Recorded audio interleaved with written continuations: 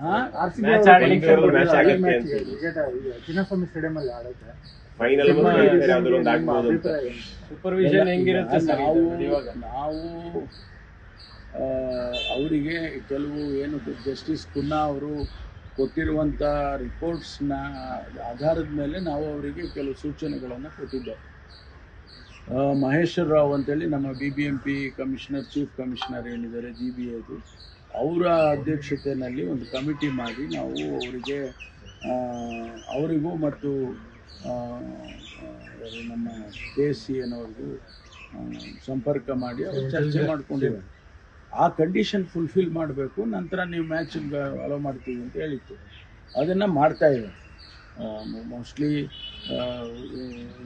ಈ ತಿಂಗಳಲ್ಲಿ ಮ್ಯಾಚ್ಗಳು ಬರೋ ಅಷ್ಟೊತ್ತಿಗೆ ಅದೆಲ್ಲ ಮುಗಿಸ್ತಾರೆ ಅಂತ ಅಂದ್ಕೊಂಡಿದ್ದೀನಿ. ಪ್ರತಿನಿತ್ಯ ರಿವ್ಯೂ ಮಾಡ್ತಾ ಇದ್ದಾರೆ ಪೊಲೀಸ್ ಇಲಾಖೆಗಳು. ನಮ್ಮ ಕೆಲಸ ಏನಂದರೆ ಆ ಇನ್ಫ್ರಾಸ್ಟ್ರಕ್ಚರ್ ಎಲ್ಲ ಬೇಸಿಕ್ ಇನ್ಫ್ರಾಸ್ಟ್ರಕ್ಚರ್ ಮಾಡಿಕೊಟ್ರೆ ಪೊಲೀಸ್ನವರು ಹೆಚ್ಚು ಸೆಕ್ಯೂರಿಟಿ ಅರೇಂಜ್ಮೆಂಟ್ಸನ್ನು ಈ ಬಾರಿ ಮಾಡ್ಕೋಬೇಕಂತಿದ್ವಿ.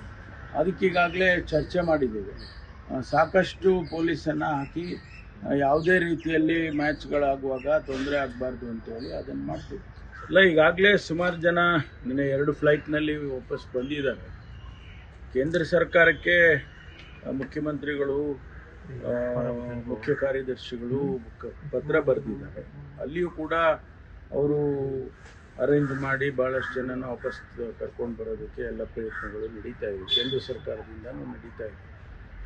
ಈ ಮಧ್ಯೆ ಇಲ್ಲಿಂದ ಕೆಲವು ಫ್ಲೈಟ್ಸನ್ನು ಕರೆಸ್ಕೊಳ್ಳೋದಕ್ಕೆ ಪ್ರಯತ್ನ ಮಾಡ್ತಾ ಇದ್ದಾರೆ. ಆ್ಯಕ್ಚುಲಾಗಿ ಹೇಳಬೇಕಂದ್ರೆ ಭಾರತೀಯರು ಭಾಳ ಹೆಚ್ಚಿನ ಸಂಖ್ಯೆಯಲ್ಲಿ UAEನಲ್ಲಿದ್ದಾರೆ. ಮೋರ್ ದೆನ್ 10 ಮಿಲಿಯನ್ ಅಂತ ಒಂದು ಅಂದಾಜು ಮಾಡಿದ್ದಾರೆ. ಅವರೆಲ್ಲ ಕೆಲಸಗಳಿಗೆ ಹೋಗಿರೋ ಭಾಳ ವರ್ಷಗಳಿಂದ ಅಲ್ಲೆಲ್ಲ ಇರ್ತಕ್ಕಂಥವ್ರು. ಅವ್ರದ್ದು ಒಂದು ಭಾಗ ಆದರೆ ಈ ಟೂರಿಸ್ಟ್ ಥರ ಹೋಗಿರೋರು, ಕೆಲಸಕ್ಕೆ ಹೋಗಿರೋರು, ಶಾರ್ಟ್ ಟರ್ಮ್ ಡ್ಯೂರೇಷನ್ಗೆ ಒಂದು 4 ದಿವಸ 5 ದಿವಸಕ್ಕೆ ಹೋಗಿರೋರು, ಅವರೆಲ್ಲರೂ ಅಲ್ಲಿ ಏನು ಸ್ಟ್ಯಾಂಡರ್ಡ್ ಆಗಿದ್ದಾರೆ. ಅವ್ರನ್ನ ಕರ್ಕೊಂಡು ಬರೋದಕ್ಕೆ ಎಲ್ಲ ಪ್ರಯತ್ನಗಳು ನಡೀತಾ ಇದೆ.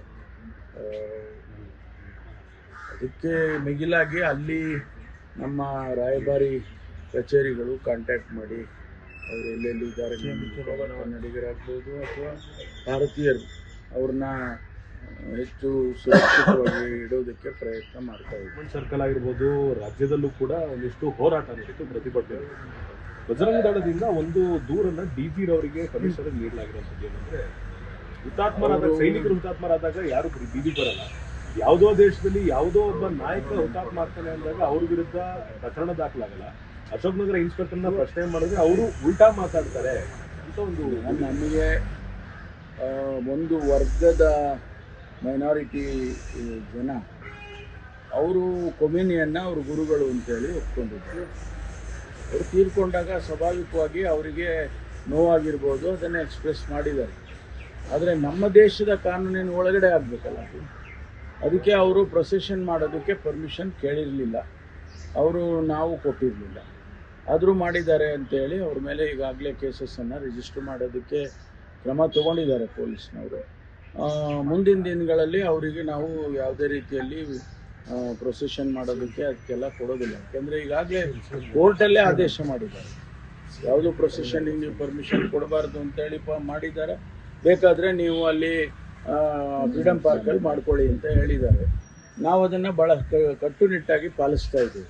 ನಿನ್ನೆ ನಡೆದಂಥ ಪ್ರತಿಭಟನೆ ವಿರುದ್ಧವಾಗಿ ನಾವು ಈಗಾಗಲೇ ಕೇಸಸ್ಸನ್ನು ರಿಜಿಸ್ಟರ್ ಮಾಡಿದ್ದೀವಿ. ಈಗ ಈ ಒಳಗೆ ಜಾರಿಗೊಳಿಸಿ ಅಂತ ಹೇಳಿ ಪಟ್ಟು ಹಿಡಿದಿದ್ದಾರೆ. ಈಗಾಗಲೇ ಹೋರಾಟ ಕೂಡ ಕರೆ ಕೊಟ್ಟಿದ್ದಾರೆ. ಈಗ ಮುಖ್ಯಮಂತ್ರಿಗಳ ನೆಕ್ಸ್ಟ್ ಕ್ಯಾಬಿನೆಟ್ಗೆ ತಗೊಬರ್ತೀವಿ ಮತ್ತು ಚರ್ಚೆ ಮಾಡೋಣ ಅಂತ ತಮ್ಮ ಅಭಿಪ್ರಾಯ ಅಂತ?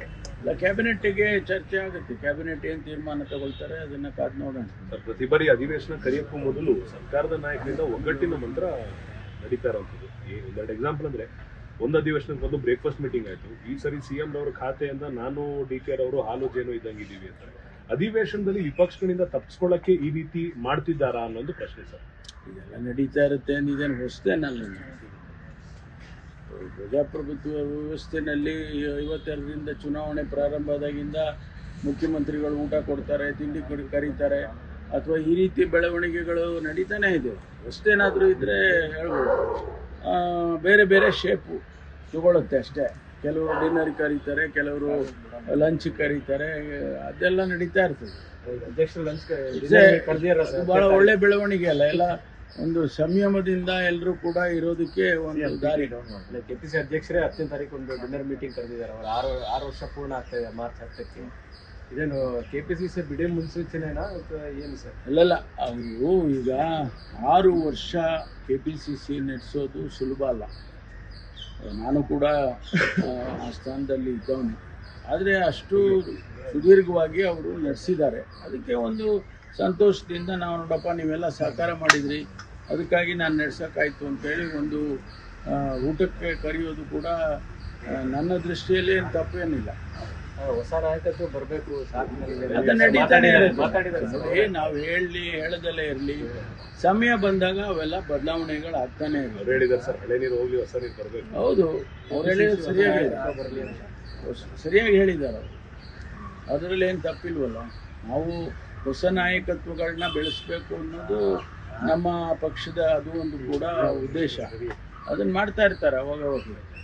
ಒಂದಿಷ್ಟು ಜನ ಶಾಸಕರು ಫಾರಿನ್ ಟ್ರಿಪ್ ಹೋಗಿದ್ರು ಸರ್, ವಾಪಸ್ ಬಂದಿದ್ದಾರೆ. ಅದು ಇನ್ನೂ ಕೂಡ ಕ್ಲಾರಿಟಿ ಇಲ್ಲ. ಕೆಲವರು ಜನ ಅಧ್ಯಯನ ಪ್ರವಾಸ ಅಂತಾರೆ, ಕೆಲವರು ಹಾಗಲ್ಲ ಅಂತಾರೆ.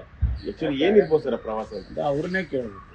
ಅವ್ರು ಹೇಳೋದು ನಾನು ಕೇಳಿದ್ರೆ ಸ್ಪೆಕ್ಯುಲೇಷನ್ ಆಗುತ್ತೆ, ಅವ್ರು ಕೇಳಿದ್ರೆ ಕರೆಕ್ಟಾಗಿ ಇನ್ಫಾರ್ಮೇಶನ್ ಸಿಗುತ್ತೆ. ಅವ್ರು ಹೋಗಿದ್ರು, ಆಮೇಲೆ ಏನೇನು ನೋಡ್ಕೊಂಡು ಬಂದರು, ಆಮೇಲೆ ಅದೆಲ್ಲ ಹೇಳ್ತಾರೆ. ಸ್ವಲ್ಪ ಒಬ್ಬೊಬ್ಬರನ್ನೇ ಕೊಂಡಿಸ್ಕೊಂಡು ಕೇಳಿ. ಲೇಟೆಸ್ಟ್ ಹಾಗೂ ಇಂಟ್ರೆಸ್ಟಿಂಗ್ ಸುದ್ದಿಗಳಿಗಾಗಿ ಬಾಸ್ ಟಿವಿ ಕನ್ನಡ ಚಾನೆಲ್ನ ಸಬ್ಸ್ಕ್ರೈಬ್ ಮಾಡಿ. ಹಾಗೆಯೇ ಬೆಲ್ ಐಕಾನ್ ಪ್ರೆಸ್ ಮಾಡಿ. ಇದರ ಜೊತೆಗೆ ಫೇಸ್ಬುಕ್, ಇನ್ಸ್ಟಾಗ್ರಾಮ್, ಎಕ್ಸ್ನಲ್ಲೂ ಮಿಸ್ ಮಾಡದೆ ಫಾಲೋ ಮಾಡಿ.